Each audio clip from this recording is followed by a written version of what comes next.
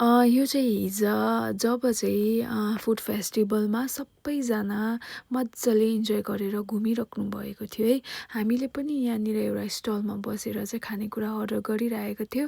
त्यसै बिचैमा चाहिँ अचानक पानी वेदर चेन्ज भएर चाहिँ पानी पर्नु लाग्यो है। पानी पनि यति ठुलो परिदिएको अनि यहाँनिर सबैजना यति साह्रो विस्वाद मानेर है, हामी पनि यहाँनिर बसेर यति साह्रो विस्वाद भयो है। कतिजनाले कति दुःख गरेर स्टलहरू लगाउनु भएको थियो। पानीले सबै बर्बाद पार्छ भन्ने टेन्सन होइन, तर एकछिन पर्यो तर धेरै ठुलो पर्यो।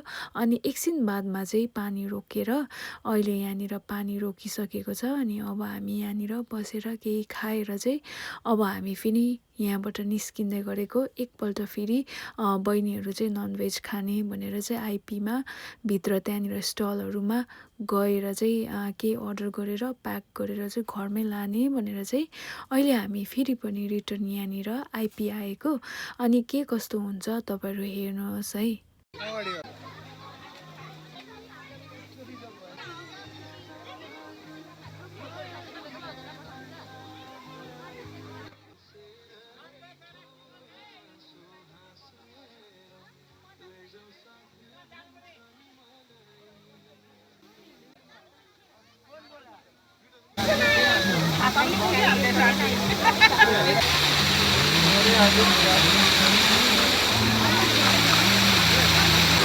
now.